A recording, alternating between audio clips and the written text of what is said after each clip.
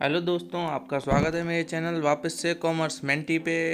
Part 5 आ चुका है आज को अकाउंटिंग स्टैंडर्ड का। धीरे धीरे सारे पार्ट आ जाएंगे, चैप्टर भी ख़त्म, सिलेबस भी ख़त्म होता ही चलेगा। वीडियोस को देखते चलें, आराम से कम कम कम कम करके पढ़ा दूंगा और बूंद बूंद से जैसे कि सागर बनता ही है, तो ऐसे ही अपना धीरे धीरे धीरे करके सिलेबस भी ख़त्म हो ही जाएगा। तो आज हम पढ़ने वाले हैं अकाउंटिंग स्टैंडर्ड 16 से लेकर 20 तक के बारे में पूरी तरीके से हम जानकारी आज ले लेंगे। तो चलिए आज की वीडियो में मेरे साथ शुरू करते हैं अकाउंटिंग स्टैंडर्ड 16 से।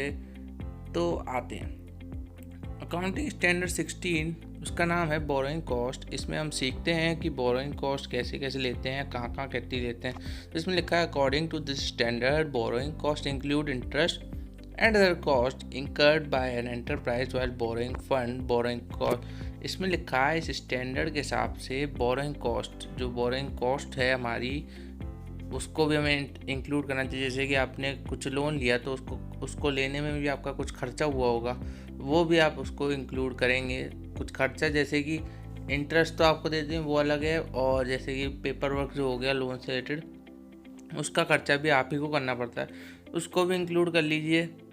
इंटरेस्ट को भी इंक्लूड कर लीजिए, जो कि एंटरप्राइज के द्वारा इंकर की जाती है, पे की जाती है वाइल बोरिंग लेने के दौरान। Borrowing costs that directly contribute to the acquisition, construction, or production of a qualifying asset should be capitalized as part of the cost of that asset. Borrowing cost जो कि डायरेक्टली कंट्रीब्यूट करती है, कब borrowing क्यों करेंगे, कोई asset लानी हो, किसी एसेट को कंस्ट्रक्ट कराना हो या प्रोडक्शन के लिए यूज़ करना हो, तो उसको उस एसेट के साथ जोड़ दिया जाता है उस कॉस्ट को। मतलब उतने की तो लायबिलिटी होती है, तो उसके लिए उसके साथ कैपिटलाइज कर दिया जाता है। मतलब उतने की लायबिलिटी बढ़ा के उतने की एसेट ला दी जाती है, तो उसको कैपिटलाइजेशन बोल सकते हैं बैलेंस शीट के अंदर। अब आते हैं अकाउंटिंग स्टैंडर्ड 17 पे। इसमें सेगमेंट रिपोर्टिंग इसका नाम है। सेगमेंट का मतलब बिजनेस के हिस्से कैसे, purchase department, sales department, purchase return department, sale return department, और भी बहुत सारे प्रोडक्शन डिपार्टमेंट, ऐसे कई डिपार्टमेंट में बिजनेस बटा होता है। या कोई बिजनेस के कुछ हिस्से होते हैं, जैसे कि अपनी एमआई कंपनी को ले लो, ये फ़ोन्स बनाती है, टीवी बनाती है, कंप्यूटर और लैपटॉप बनाती है, ब्रश भी बनाती है, कपड़े भी बनाती है, जूते भी बनाती है। तो इन सब का अलग अलग इनका डिपार्टमेंट भी है। तो इन कंपनीज़ की अकाउंटिंग कैसे होती है वो हम इस स्टैंडर्ड में जानते हैं। डिटेल में जानेंगे हाईयर स्टैंडर्ड्स में। अभी सिर्फ इसके बारे में कुछ शब्द जान लेंगे जो कि हमारे लिए कामदायक होंगे।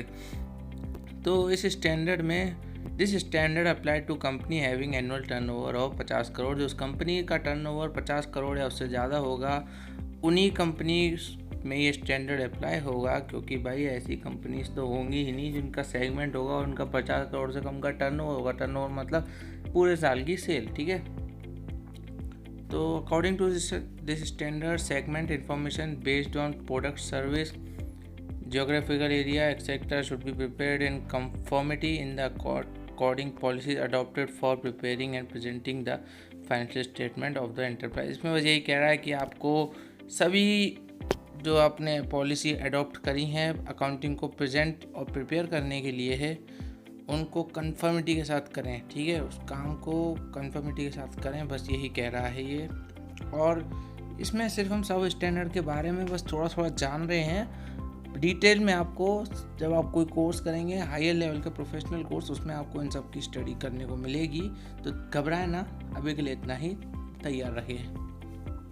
According standard 18 related party disclosure, कि किस किस को अपने अकाउंट्स को दिखाना है वो इस स्टैंडर्ड में हमें सिखाता है। Related party include holdings, share वगैरह की बात हो रही है, एंड सब्सिडरी कंपनी जो पेरेंट कंपनी होती है ना, जैसे सब्सिडरी कंपनी पेरेंट कंपनी की बच्ची की तरह है, ठीक है। पेरेंट कंपनी जैसे ले लो एमआई है और उसकी सब्सिडरी कंपनी पोको है, वैसे ऐसे ही ये समझ लो आप।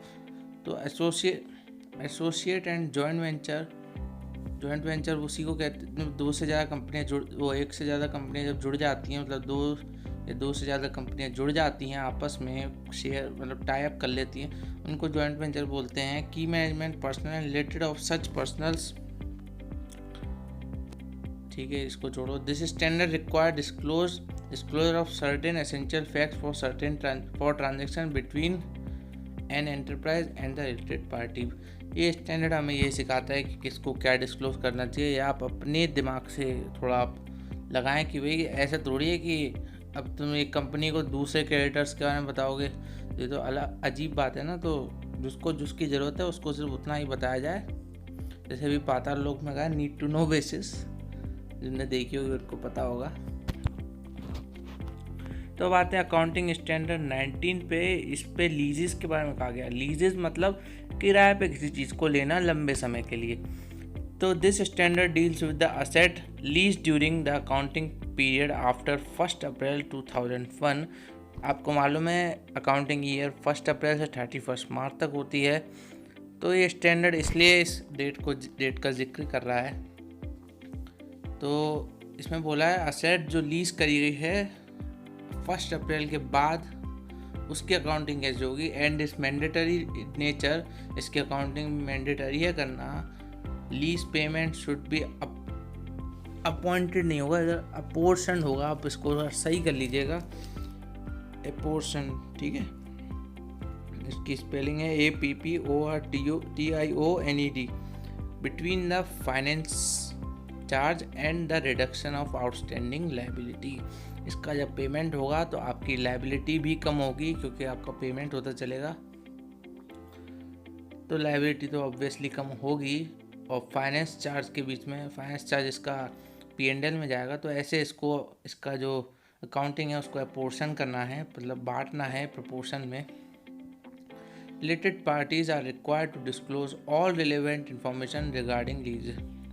जिन पार्टीज से आपने कुछ चीज़ ली, जैसे कि कोई प्रोडक्शन कंपनी, फिल्म प्रोडक्शन, वो कैमरा लीज पे ले लेती है। कोई बड़ा कैमरा हुआ तो उसको जिस कंपनी से उन्होंने उधार लिया है उसको सिर्फ उस कैमरे की अकाउंटिंग दिखानी है, ठीक है। रिलेटेड पार्टीज को उनके जो ज़रूरी है उनको उतनी इन्फॉर्मेशन दिखानी है।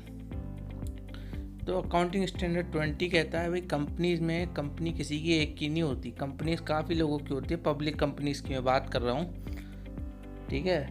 तो अर्निंग, अब ये मत समझना पब्लिक कंपनी मतलब सरकारी कंपनी, ये नहीं होता है, ये आपको बाद में पता चलेगा। पर अभी बता दे रहा हूँ, रिलायंस, टाटा वगैरह ये सब कंपनी है, सब पब्लिक कंपनी है।